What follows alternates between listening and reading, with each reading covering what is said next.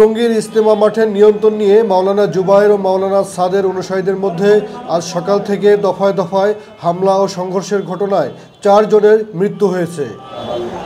এদিকে পরবর্তী নির্দেশ না দেওয়া পর্যন্ত টঙ্গীর ইজতেমা মাঠে জনসাধারণের প্রবেশ নিষেধাজ্ঞা দিয়েছে গাজীপুর মহানগর পুলিশ। আজ বুধবার দুপুরে গাজীপুর মহানগর পুলিশ গণবিজ্ঞপ্তি জারির মাধ্যমে এ নির্দেশনা দেন। সংঘর্ষের পর এখন বিরাজ করছে থমথমে পরিস্থিতি। যে মার মারছে আজকে শুনছি, আমাদের একটা সাত গ্রুপের একটা ছেলেকে মারি ফেলাইছি। তা আমরা এটা চাই না যে কাকো খাই মারামারি করে, আমরা চাই শান্তি। আমরা মুসলমান, শান্তির ধর্ম, আমরা শান্তি চাই, এই জন্য আমরা আসছি।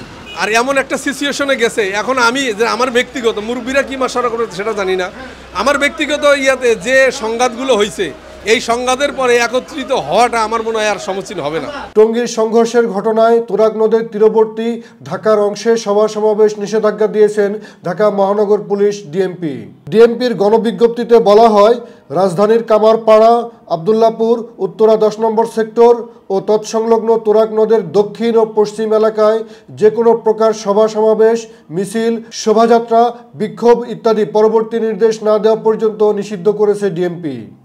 সরকারের কাছে আমার প্রশ্ন যে আপনারা এই বিষয়টা সমাধান কেন পারতেছেন না করতে?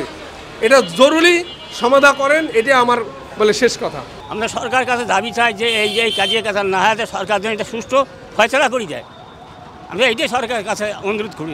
সংঘর্ষের ঘটনার পর বাংলাদেশ খেলাফত মজলিসের মহাসচিব মাওলানা মোহাম্মদ মামুনুল হক গণমাধ্যমকে বলেন, সাতপন্থীরা হামলা করে 4 জনকে হত্যা করেছে।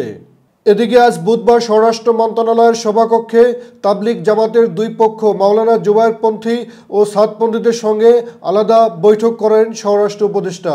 বৈঠক শেষে স্বরাষ্ট্র উপদেষ্টা বলেন, এ ঘটনায় মামলার পর জড়িতদের আইনের আওতায় আনা হবে। News today, Tongi, Gazipur.